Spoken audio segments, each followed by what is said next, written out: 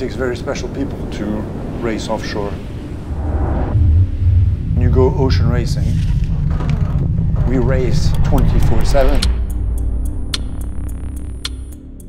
The most important thing to understand about ocean racing is it is as far removed from what most of us experience as it's possible to get. We're sailing in an environment which is not human friendly.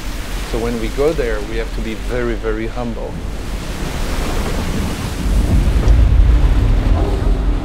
Sailing a boat, in the dark at high speed. All you look at is numbers on the computer, the angle of the wind, the speed of the boat. You know what sails you have up, and you're always trying to think of the plan B. But when we want to push to win, that's where, and you're pushing the limit. That's where your body and your brain is getting tired. It is taking a team of people into the most uncomfortable, the most frightening, and the most relentless experience. But the race against what Mother Nature can throw at you is always running.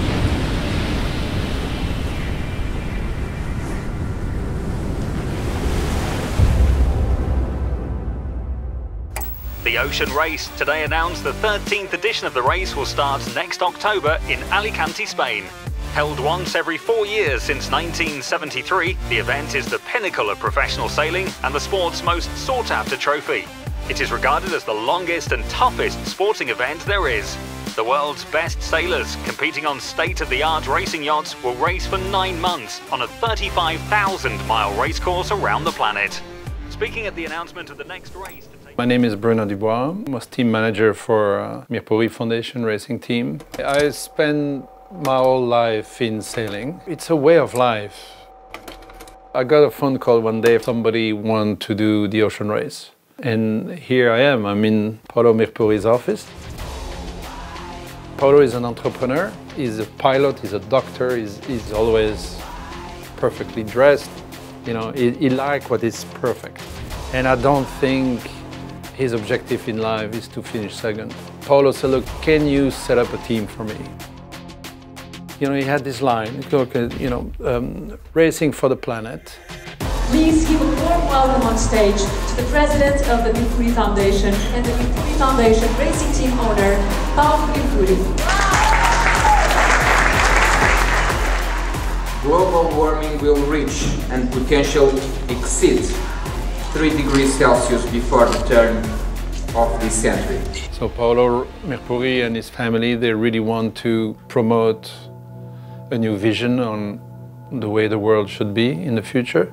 And they want to do their own part. They're putting a lot of money into sustainability, and I think, and better we do, more we talk about, the Mirpuri Foundation and racing for the planet and all the Mirpuri family wants to do. As a team, this is a race we want to win. But as a foundation, with the goal of passing a better world onto our children, this is a race we simply cannot afford to lose. Thank you. Paulo asked us, look, can you make a proposal of the way you want to work? Yeah, I'm a professional sailor. I thrive for big offshore intense racing and big campaigns that have been, a challenge to set up. Paulo was asking Bruno to help him out to set up this team. He asked me if I was interested in being the skipper of an ocean race crew. And what did you think? I thought that would never happen. Coming from a French background, having the chance of being the skipper of an international ocean race team is a once in a generation. And yeah, the performance side was a clear message from Paulo. What's it like meeting a new owner of a team and stuff, and they say to you, you need to win?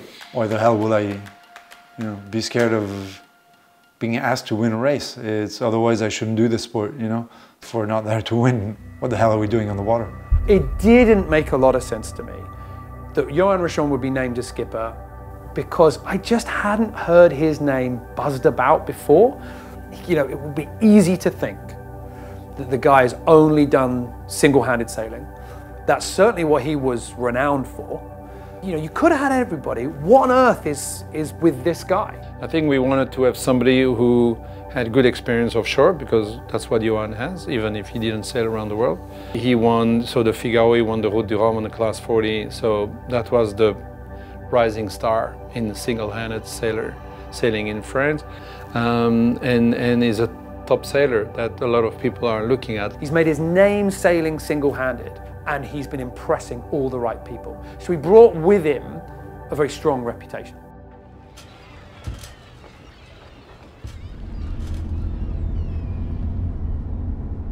It's an exciting day today. We're starting the selection process here in Lorient, in my hometown. I know it's going to be a long process and a long year, and you know, getting the crew together and getting it to work together. So I know it's only the first step. It's only the first day of the first step. So we're bringing in about 10, 12 sailors over 2 weeks, and trying to get a better idea of their level and of who they are. When we're sailing on the 65, we're sailing with 10 people on board. So it's really hard to get an idea of who's doing what and how is everybody performing. And usually as well, they only do one task or, you know, or one area of the boat.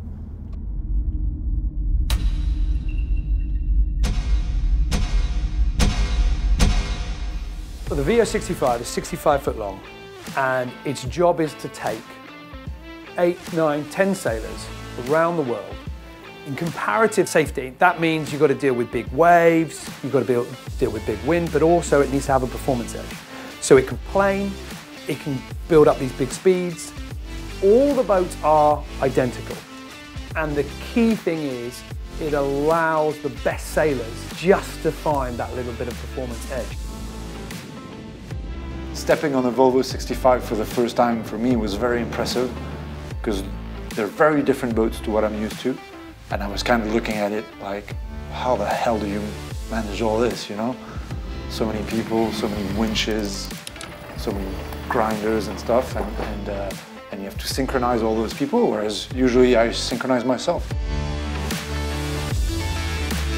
4, 3, 2, 1, start. Putting these people, used to the cruise sailing, onto a small offshore single-handed boat was where I was going to be able to see the qualities they had on something that I could understand and manage.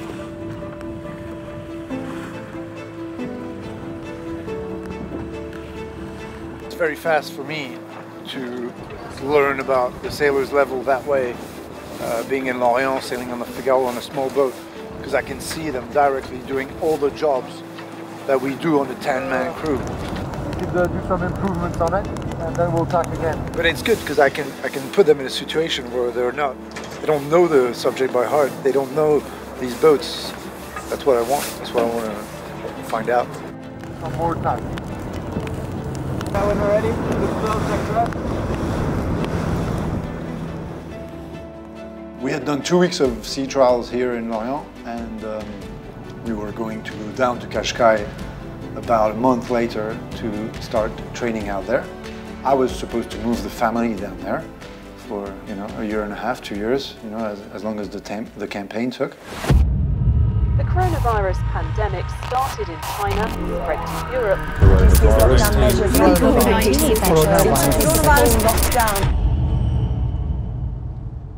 The big pause button was pressed on the ocean race, but also sport worldwide.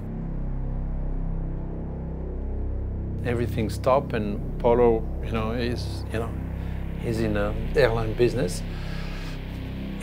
Everything stopped. The round the world ocean race was supposed to start in the end of 2021, and it was now postponed to a later date, and we didn't know what was going to happen. We didn't know how long it was going to last, and we didn't know if we still had a project.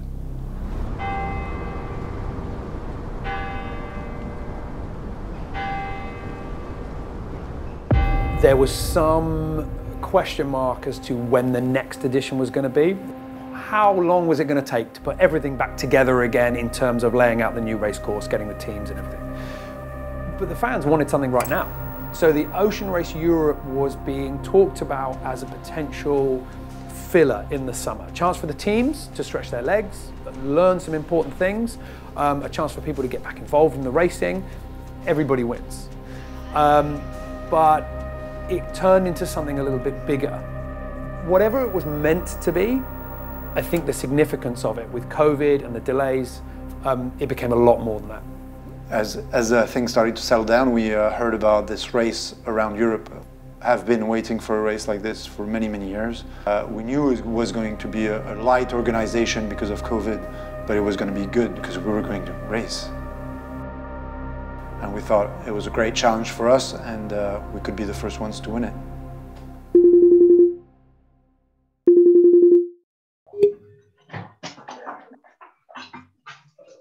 Recording here.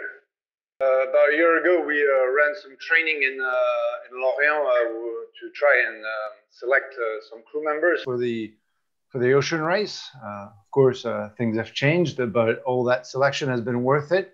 And we've come up with a really great team, which we, and a great group of people which we have been able to select from to build a team. We're going to have even more motivation when it's time to go back out sailing. Sailing is very simple. You need money and time. By the end of the summer, we knew we were going to race around Europe, so we were starting to build the campaign. We were going from lockdown to lockdown. If it wasn't one country, it was the other. So it was really tough getting everybody in the same place at the same time. For me, as a team manager, the more important part is before the race, not during the race. And the preparation is the most important part. With Bruno in the game, we knew we were going to start building a really serious campaign. So we started bringing in mental preparation, physical preparation, nutrition. I felt getting closer to the start, we had done a lot.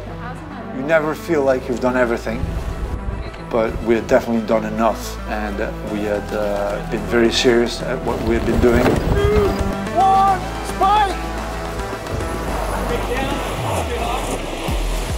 We had put in the hours and never wasted any time, and we had done the data analysis very seriously, and yeah, I felt I had in my hands all the elements needed to do some proper racing.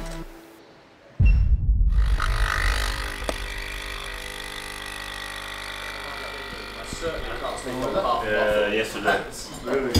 Just the final preparations. It's always I think the hardest part to pack everything and make sure that we don't forget the essential things that we need for the trip to go as light as possible, but also what we will really need. So, yeah, it's a little bit stressful in the morning, but I think we have all sorted out.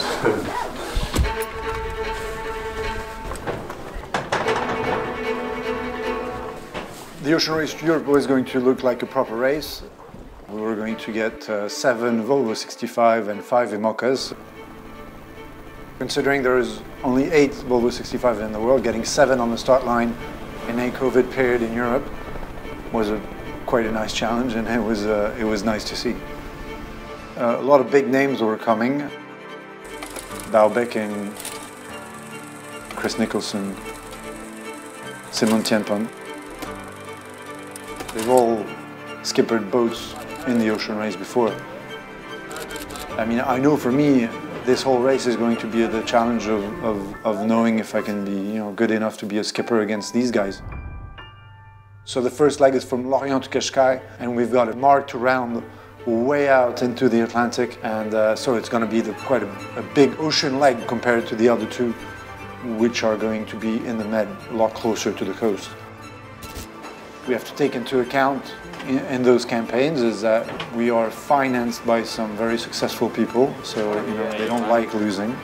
The sponsors, they always say, you got to win, this one's for you. We knew what the objective was, and there was no need to repeat it, you know, that morning when we left the dock. The expectations are high, but we are excited to see how the team performs on this first leg, and I will be waiting for them in Cascais in a couple of days. With the team, it's been more than a year that we're training all together by a block of, you know, session of training. Because of the COVID situation, it was a bit complicated, but I don't know, we'll see how it goes, but I think it's a nice team, and you know, I don't think I would have done differently if I have to start again, so quite happy.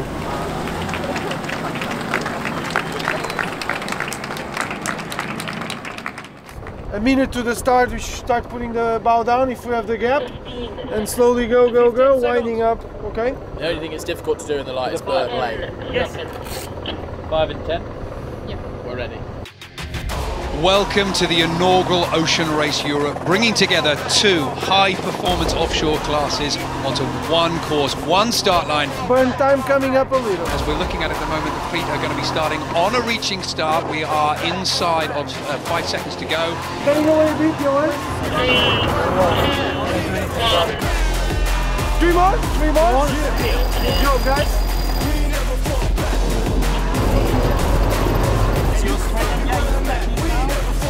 Only the first day, it's only the first leg, and it's only the first challenge, and we're surely seeing more speed and more racing to come. Well, could not be better. We are leading for the moment, so let's hope we keep this way all the way to Cascais.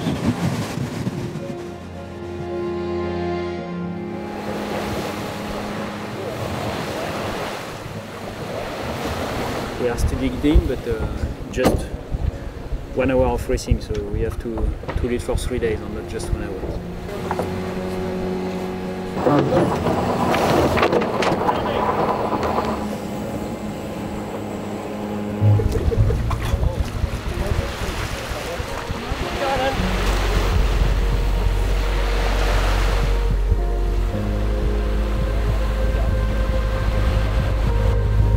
Pretty nice sunset.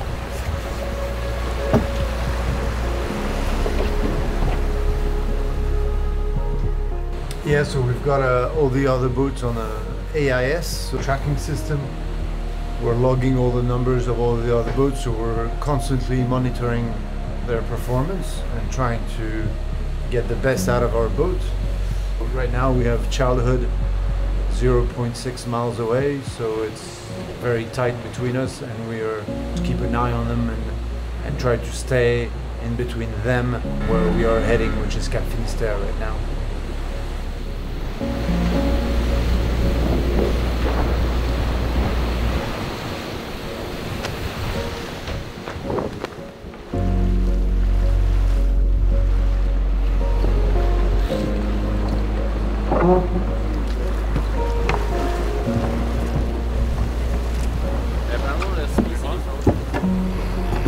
Nice night, like small, I think all the nights small gains, we were just making small things here and there. And yeah, this morning we put in some good mileage in the last sort of 6 hours on the fleet, so it's been pretty good.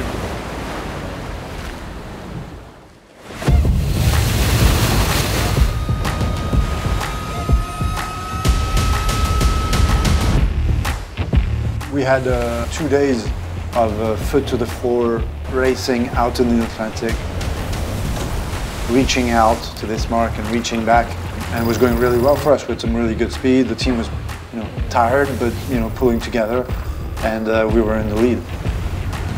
First is looking pretty much sewn up, and there aren't that many tactical decisions. There's one way to get to that mark, and so everyone's pretty much following the leader, and that's perfect when you are in first, because nobody else can find a good way around you. And somebody started looking at the weather forecast and seeing a really interesting phenomenon.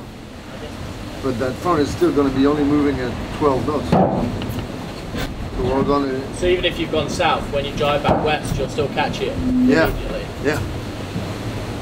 Yeah, it's very tricky right now because we're coming up to this area of light winds. So basically this is a front, strong winds behind, light winds in front, and it's moving like this. And basically we're moving with it, almost, we're faster than it is, but we cannot get ahead of it. So we kind of have to wait and go along with it. So everyone is going to be catching up, and we're all going to be in line, moving with it all the way to Qashqai almost. More and more of the forecast models just showed that no matter what way you were going to try and get to this, there was going to be an enormous park up. You could have been 4 days behind, but you were going to ride in with this breeze. And the lead, the miles that you've accumulated, were going to come crashing down. Still very light. Even though we were at the front of the fleet with a big lead, we knew the others were going to catch up. So we knew it wasn't finished until the end. Everything has been going to plan. And I'm sure that for Yoann and all the sailors, you're thinking, well, I've just justified my paycheck. Because here I am, it's going to be a parade of success as we come in. Just one last decision to make. We've got this TSS in front of us. We could go to the north, we could go to the south, and what felt like the last 10 miles of just easy sailing suddenly become the hardest tactical decision you're ever going to make. There's a TSS off Qashqai, a shipping zone which is restricted and we're not allowed to go inside it, so we've been getting lifted, and it made sense for us to carry on straight and go around the north. The other boats have chosen the other option. We don't have that much company. Sailed very well for 3 days, and it could come down to the a bit of fortune at the end. So they're not taking the same route to go to Qashqai as us, and basically we end up in two separate areas, and we believe in our option, but we're the only ones there. So it's a situation we usually don't like, and we usually don't want to be in. It's probably a once-in-a-lifetime situation. What it must be like to watch all of your competitors gamble on the south route, when once you've gone, you've gone. You cannot come back. That is it. You are now baked into that decision, and you've only got to wait and see how it unfolds.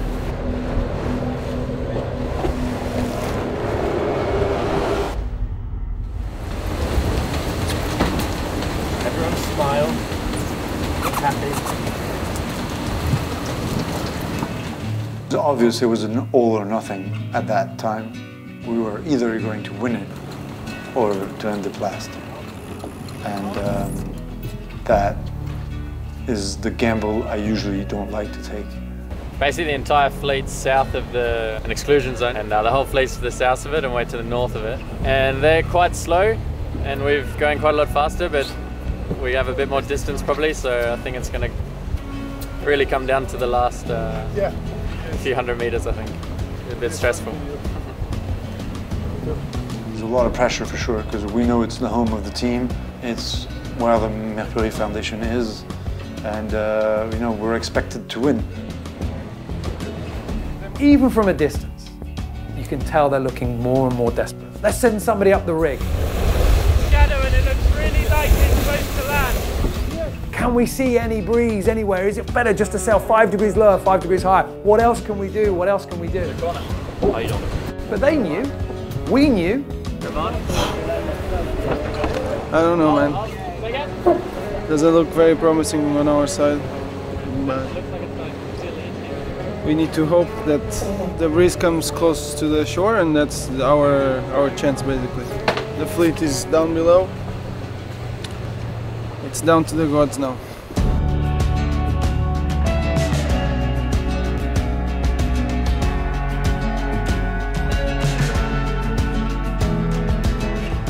He said the pressure's catching us all the time. We have to be ready to jibe.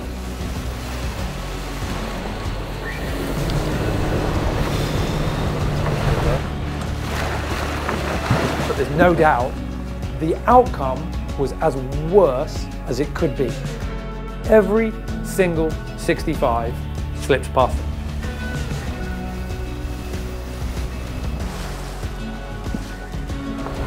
Bad decision on my part.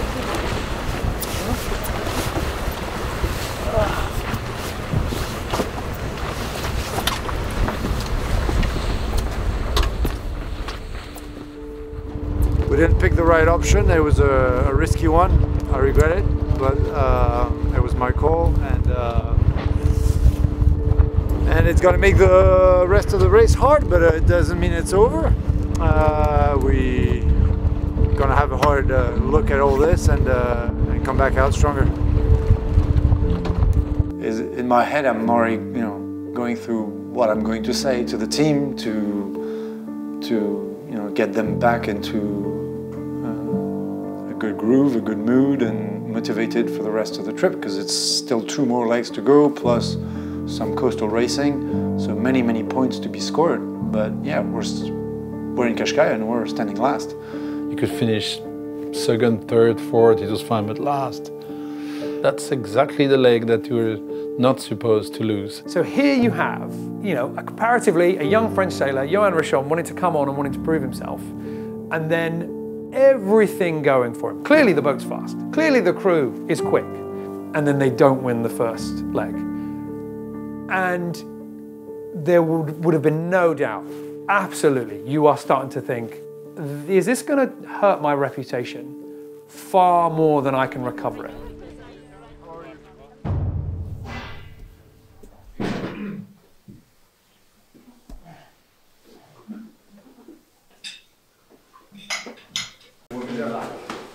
The mistake I did, I think, because Yoann told me that at one stage Yoann wanted to jibe, to cross behind everybody, because we knew that we were almost like that, so if you jibe, you go 20 miles behind everybody. And then you told me that we will be able to catch it. It was a hard call for me to say, no, I'm not listening to you, we're doing this. So the one call I should make is the risk reward towards the fleet stuff.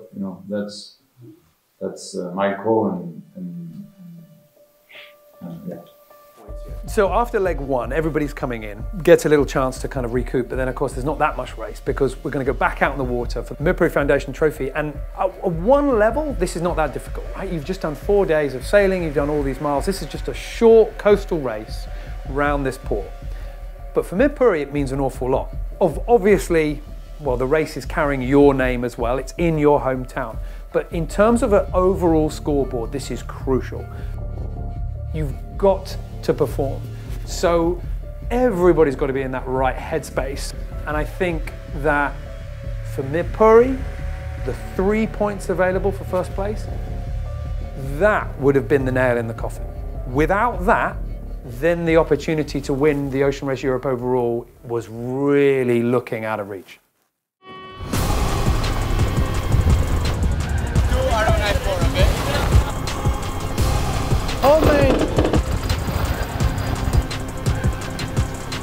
Yeah, it showed everyone we can do this. We have the level to do it. It wasn't an easy race. We made some mistakes. We weren't in the lead the whole time, but we fought hard to get back into the lead.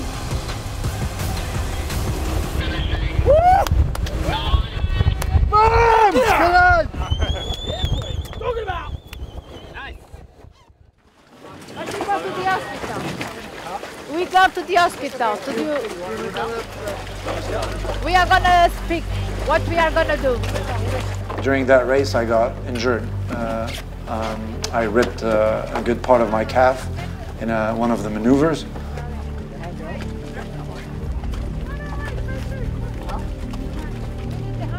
Going to the hospital, there was a chance that was the end of the campaign for me.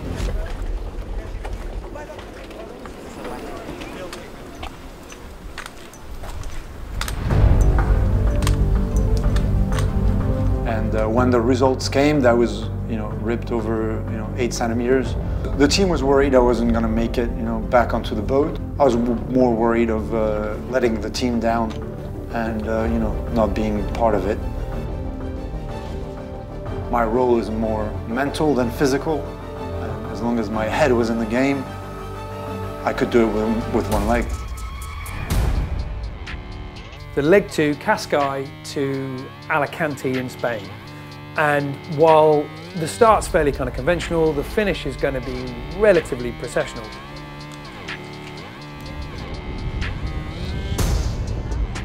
I think the moral of the team is now back up.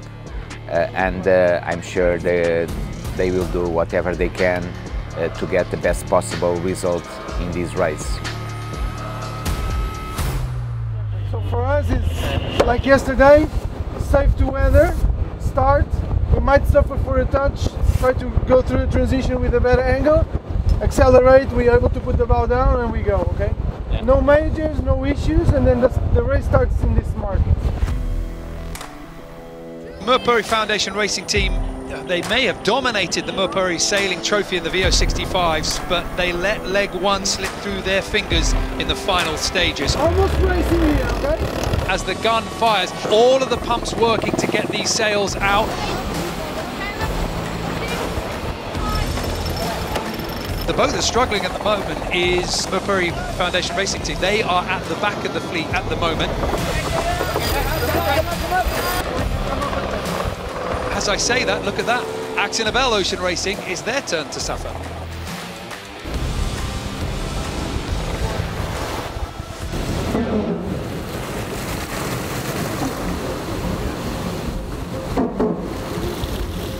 On the east side of that TSS. So we should be driving down there. But as we're leading, we got to decide first where we want to go. Looking at what they're doing, but we're going to go south to take the lead on where we think we should go. We go around the southern tip of Portugal, and we split a little bit with the fleet. We think they take a risk. We take a more direct route to Morocco. How fast south do you want to go? It's between 1 or 2 hours. It's not 5 or 6 hours. During the night, we end up having a huge pipe wrapped around our keel, which slows us down the whole night. And we think we got it out during the night, but we're not sure. The sun starts coming up, and I put the endoscope underneath the hull. It's still there. Wake up everyone on deck and start backing the boat once, twice, to try and get whatever is stuck in the keel away from it.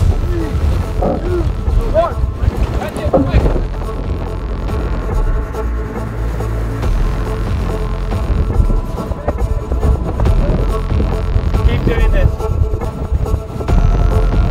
And so it takes us about 2 tries, which, to be fair, worked out really well, because it could take you hours.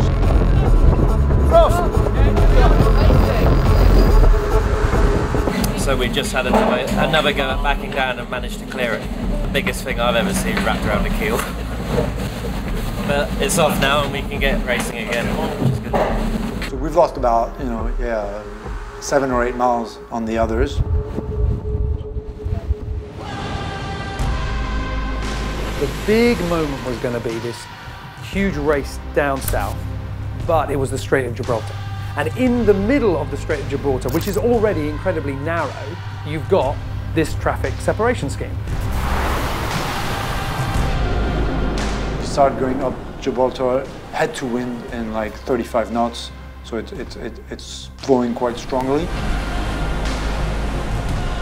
This time they're going through it upwind through the Strait of Gibraltar, and relentlessly tacking backwards and forwards because the runway is so narrow between the coast and the TSS. And I know there were some boats where the tacticians would come up and say, we need to tack again. And the crew would say, no, we're not doing it. We're too tired.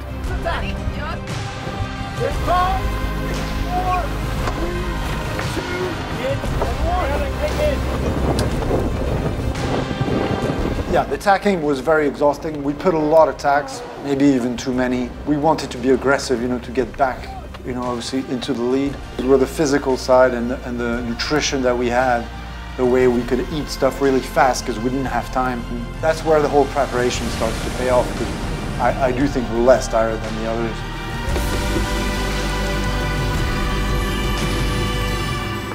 Since we started eating dry mango, we are a little bit faster though. Keep beating it. So windy night, windy morning, and then a tack off basically. I'm not sure how many we did, but it was a lot. Basically up the Moroccan coast. So it was really nice scenery, but a bit of a workout. And we're basically third place, tied second, I guess, with Axenoba. We're in the match. The Poland's, I don't know, half a mile or a mile ahead. So that's sort of the big breeze for the leg now, and now it's basically tricky Mediterranean light wind conditions all the way to the finish. So it's sort of now to focus and get into it.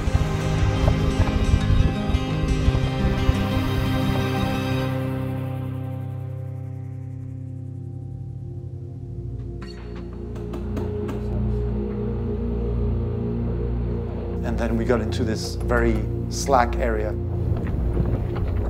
The transition is always hard, you know, you go from 35 knots to 5 knots in about 10 minutes. They look, they have deployed Poland, they have deployed the Masthead Zero as well. The wind also. They look very high. And actually sailing the same angle. Yes, 90. Outboard now.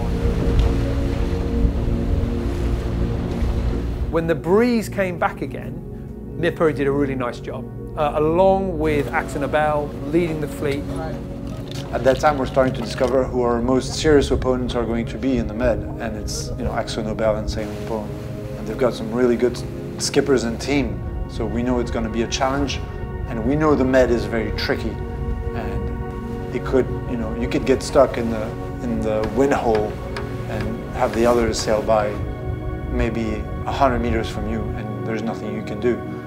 So it's one hell of a place to sail. Late yesterday when we caught up with Sailing Poland and Axo, and now we've been fighting with Axo all night.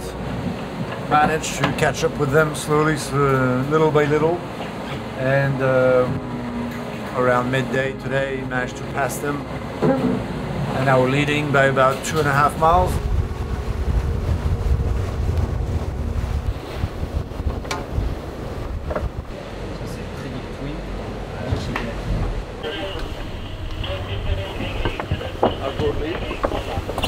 I'm not sure, but I think Axo is like 4 miles, and the others, I don't know. We just need to be focused on our boat and our speed and keep going. The Alicante is just there, so we need to keep pushing to have some speed to get there.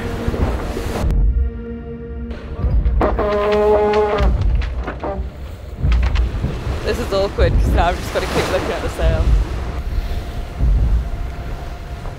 It's very tight, very light wind in the finish, very tricky during the night, so we cannot see very well with the pressure. We are about 2 miles to the finish, and they are roughly 1 mile behind. Should be okay, but we never know what's going to happen. We're fighting till the end. They're really close, about 1 mile behind, which is closer than I'd like them to be. A lot closer.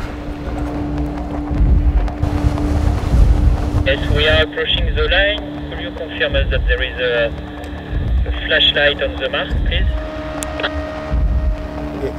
It's not a flashlight, but it is a light on the mark. We see you approaching. I'll let you know when you cross.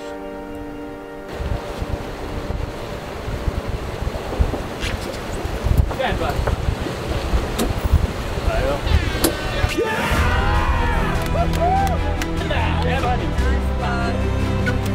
Nice job, huh?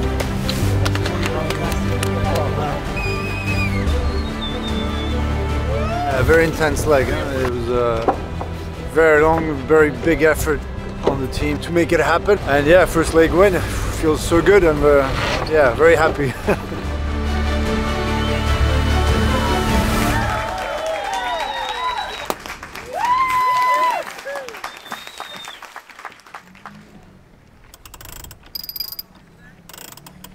Everything needs to be extra perfect.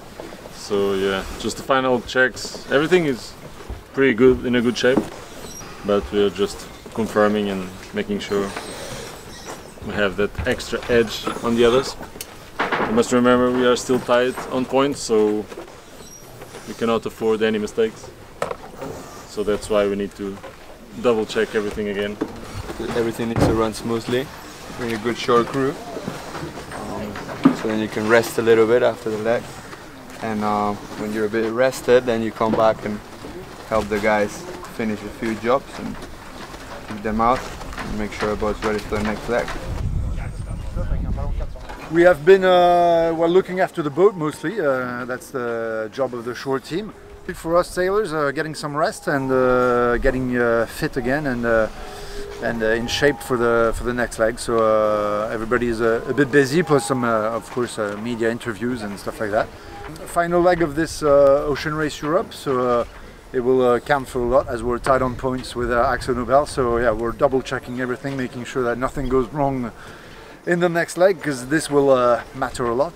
But yeah, it's all into the final prep now. A couple of days until Sunday, and last checks and get all the inventory on board and off we go. Going into leg 3, we've now got the point situation where Mirpuri, Team Axel Nobel tied on points, but Sailing Poland only 1 point behind. And there's a lot of points left to be awarded. So we've got one more offshore and one more coastal to race, and now we're tied into the lead. I mean, for us watching the race, we're thinking, well, this is brilliant. I mean, for the fans, this is going to be a really good showdown for that final leg 3 and then that last import race. The other thing that was really interesting was it was close racing. Leg 1 looked set to be Mirpuri over the horizon. They were going to be miles out. It didn't turn out that way. But leg 2 wasn't like that. Whatever speed deficit existed in the fleet of the VO65s. Leg 2, it felt like Sailing Poland, it felt like Team Axel Nobel really found their gear. So while now the points are close and the confidence high with the team on Mirpuri, also their competitors have found a strong gear. So you're in the fight, but the fight is very real. One design racing is very exhausting because you have the same kit as the others. The only difference is the people, is you. And you cannot let go of the performance for 1 second because every little meter that is lost is so hard to gain back. So we're always watching at what the others are doing and trying to be better than them. So the last leg is from Alicante in Spain to Genoa in Italy. Hugely important and very, very tricky.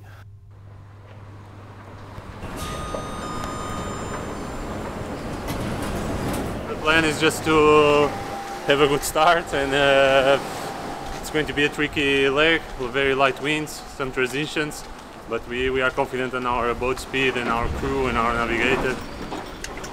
Because of the way the first leg played out, there's a lot of teams left in this that have definitely got a shot at the top spot, and I think this leg basically has no waypoint, so it's you just have to believe in your strategy and execute that to the best of your ability, and that's all you can do. Still many options are open, so we just have to get our ideas clear on how we want to handle it out of that first mark. If we want to cover a little bit and go with all the fleet, we might make some losses doing that. You know? But as everyone will get into the light wind, you know, the first boats will get into the light wind first, it might restart at some point again. So, to me, nice clean start is the same as the other. No contact, no... Take it easy on the start. Let's do this. Yeah. Welcome to Alicante, Spain for the start of leg 3 of the Ocean Race Europe. We'll be beginning the final offshore leg, and even after already racing over 2,300 nautical miles, there is no clear leader. 5 minutes to warning. Almost racing here, guys. 110. I want to be full speed. Hold main. If we're in somebody's shit, we don't mind tacking, right? We position ourselves 200 meters up or something, and then we live our life. Yeah. Wait up! Wait up!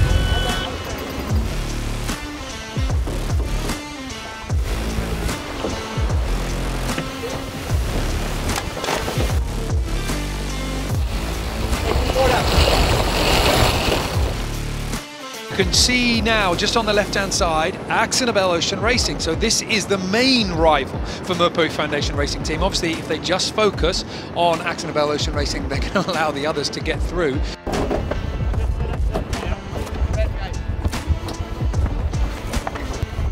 That is going to bring our coverage here of the start of leg 3 to a close. We hope you enjoyed it. And these teams and the challenges ahead have only just begun.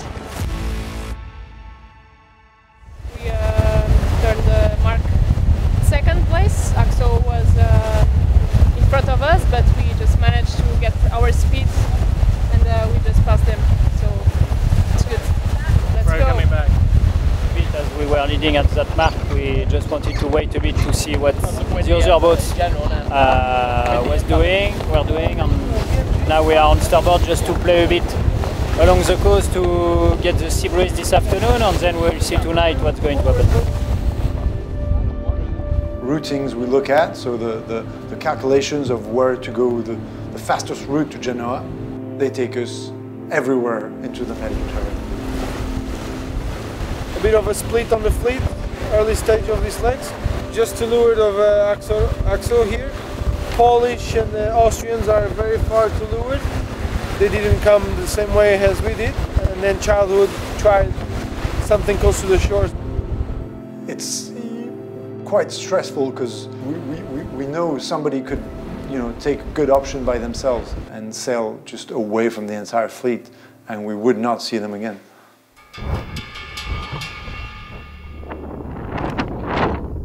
Can you open the hatch up front? Rob would like some ventilation. Situation is there's no wind. Situation is we're trying to get away from Mallorca, and the wind is very, very light.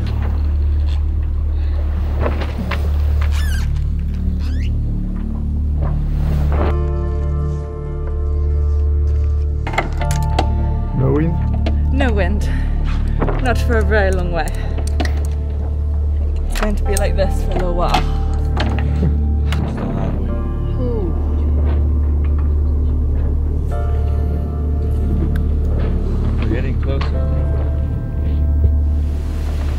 Tough day on board the boat today, yeah. We managed to get away from Mallorca and Minorca with the Polish, although they were leading by 10 miles, and we managed to pull away from the rest of the fleet by almost another 20 miles. So that's good, and we came to this transition zone here in the middle of the Mediterranean, and the Polish did 3 tacks and came out of it and sailed 10 knots away from us. And we stayed stuck in there for probably 4 hours while the rest of the fleet was coming back up to us. At that point, we don't know who's going to win it, but the separation is huge, and they might be like 100 miles away from us. So we're not managing the situation anymore. We're trying to catch them up, and we're thinking, wow, this is not looking good, This is a bad situation. We've got 2 boats quite far in front of us, and we may not be able to catch them.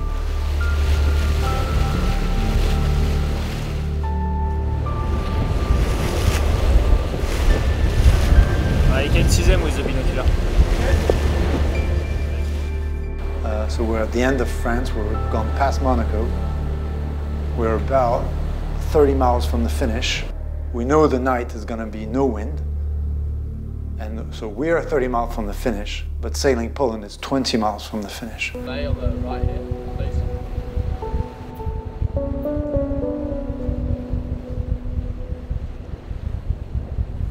That last little push, that last little guesswork as to where the breeze was going to be would decide absolutely everything. But this time, it's not going to be Mirpuri that has to make the big decision. Sailing Poland are the one that are going to have to make the big call. They're out in the lead. And all our instincts, routing, everything that we've studied tells us to go 90 degrees to the track, away from where we are into the middle of that gulf, and then pick up some new wind to go to Genoa. Now we've got about 40 miles to the finish. The whole fleet is basically compressed. The weather routing is quite extreme. It basically says go 30 miles east, which is nearly as much as we have to go to the finish, to then get wind from the east, which seems a bit extreme maybe. You know this thing where you flip a coin and you pick heads or tails in the air? It's a bit like that. Let's see what hits the gun first. Now, you've got a moment where I'm sure Yoann Richomme is thinking, well, last time I broke out, I went north on leg 1. I made a big bold call. I did something different. Do I have the strength of my convictions to make it again? Because at the moment, no one's doing it. Everyone's going north along the coast. Am I going to be the person that thinks, you're wrong, I'm right, and heading east is going to be the winning move? I think that could be them. eyes on. We go through the decision for hours and hours and hours with Nico, and then the moment comes and we've got a little plan and we've got childhood in front of us and we see them park into a hole and bam, we tack and go out. And we know that's it, decision is made.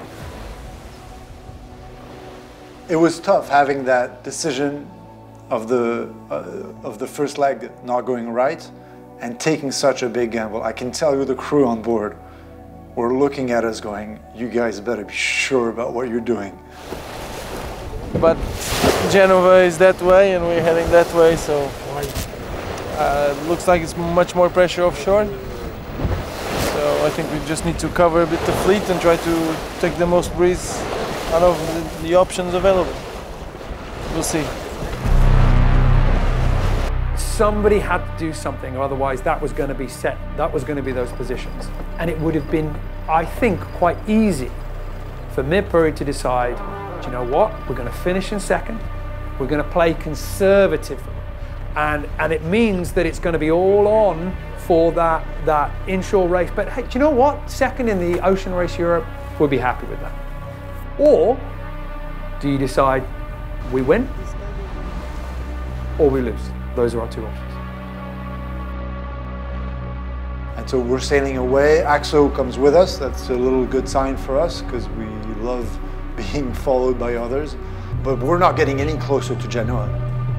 On the tracker, we can see that Baubecking is stuck and is not moving very fast. And then suddenly we get some wind and we start sailing really fast. The thing that we are supposed to have no wind.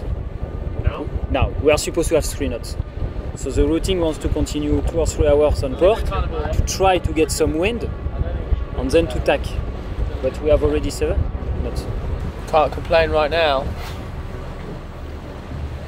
Progress. And then we start cutting down. And every 10 minutes, Nico comes up 12 miles behind, 10 miles behind, 8 miles behind, bam, into the lead. Now that decision took some balls. But this one required a all-in attitude. 12.5 miles to the finish. We still have some good breeze, about 8 knots of wind. And we're leading by almost 10 miles. Getting Italy, probably first place. We decided to risk a bit, and yeah, it paid off. 100 crew. It would be, the committee is in the shroud, huh? Yeah. So the line's actually very square to the land. Yes, if you get it's parallel to that. Yeah, exactly. Now it's flash you got again. it there? Yeah. Okay. So now the mark flash again. We're almost dead downwind of it.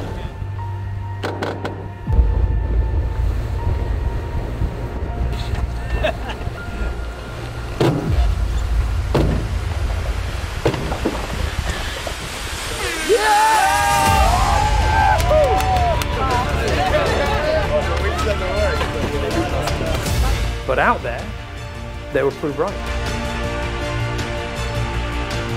That's where the breeze was, and it was enough to slip past Sailing Poland. It was enough to hold on, get those maximum points, and then suddenly, any doubt about whether we could do this, we could win this, that was it. Once again, the race was yours to lose.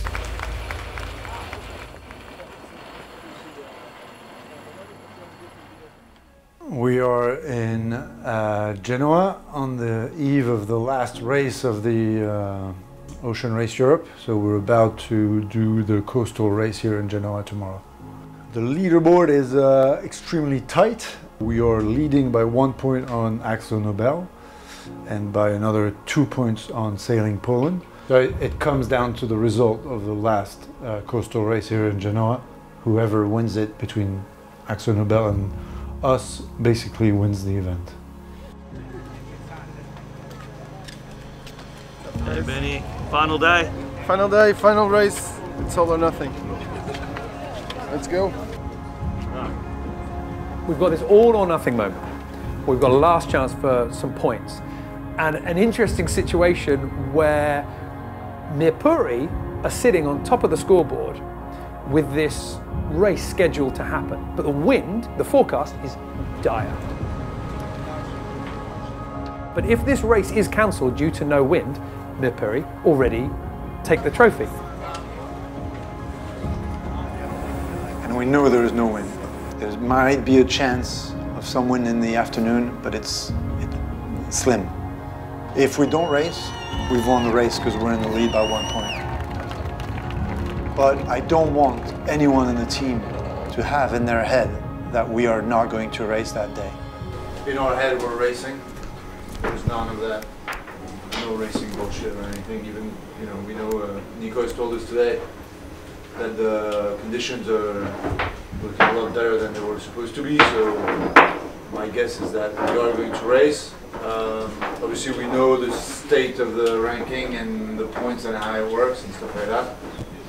Let's not get that into our head too much. Let's just race it like we have always done, like really giving it everything. It could be down to tiny details. So, you know, we've all worked very hard for this for a few months now, and this is the final day. There's no tomorrow, so. One thing, last import race in Cascais, we made some mistakes, which is okay. But when we make mistakes, if we make them, there's no point stressing. There was some times in the last import where we should have taken down the pace a little bit, and I think we should do the same if something goes wrong. Hey guys.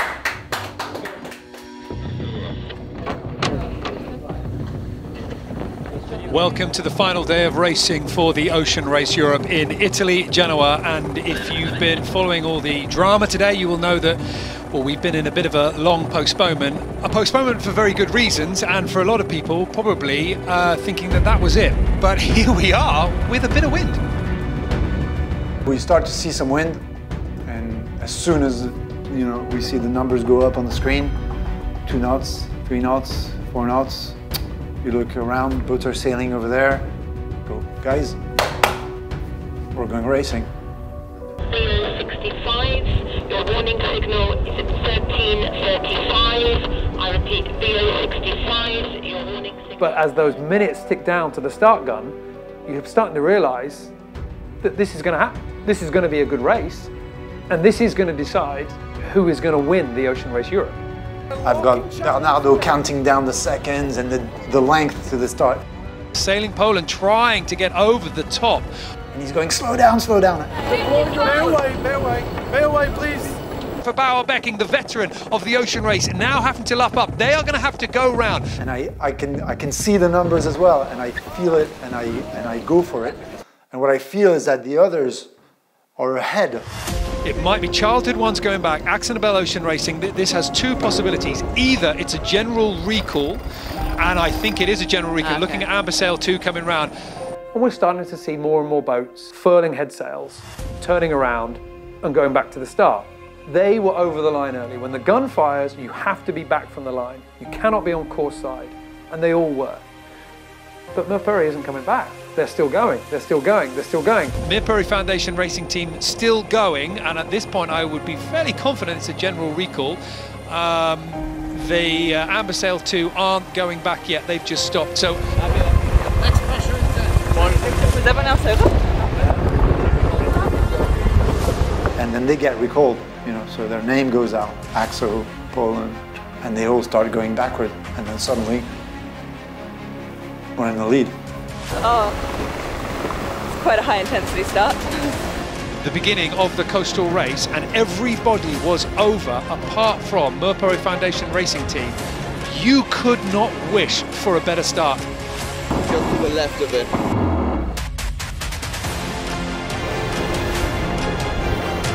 Mirpuri Foundation Racing Team are now off, and they have 7, 8, 9 boat lengths clear of their nearest VO65.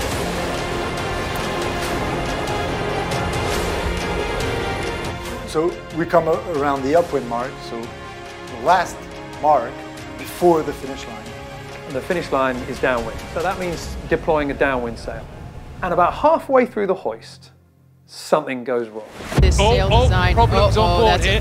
This is what we were talking about. So right now, the sail is flapping out the back of the boat.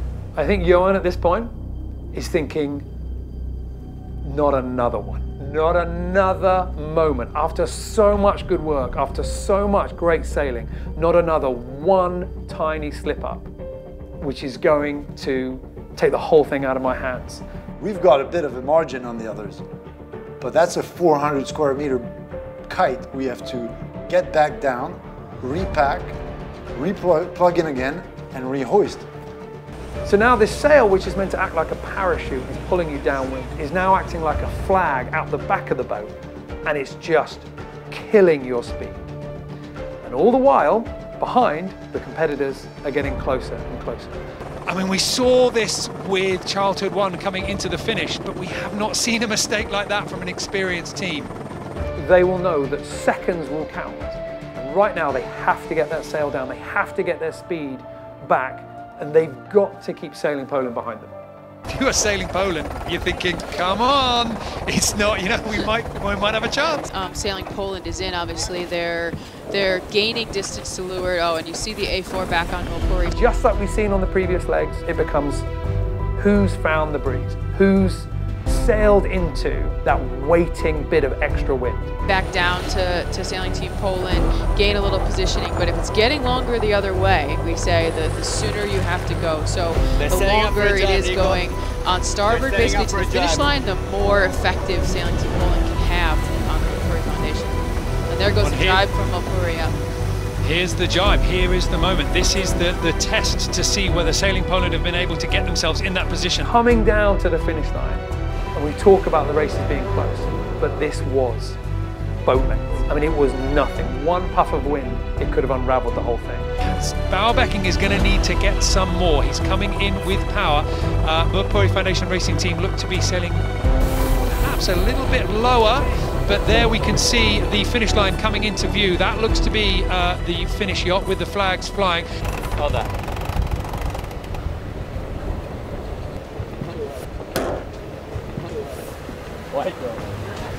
Stay!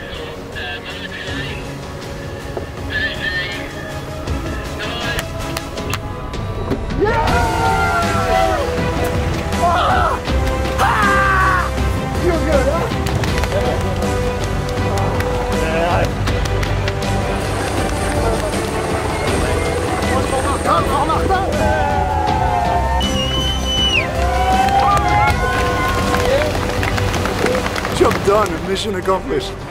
Oh, that was incredible. I think we love to make things hard for ourselves, quite tense, but it was amazing and beautiful project. Absolutely loved it, loved the crew. Very proud of everything they did, everything we did, and yeah, happy for the Mopuri Foundation.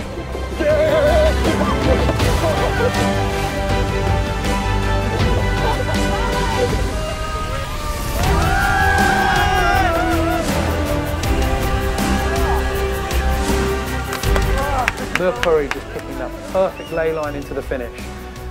And for all of their highs and all of their lows coming through, and yet again, it was the courage to make the right decision at the right time, which found them the breeze and take the win.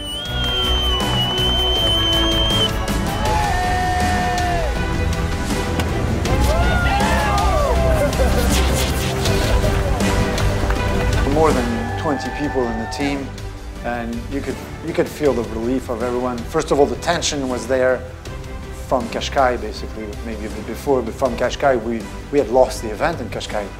It was done. It was too many points to get back. It was going to be a tough one. And then, you know, we kind of rebuilt everything from there. So it was a 1 month of stress and intense racing, and then it all, you know, worked its way to that one little day of racing in Genoa, which made us win the event.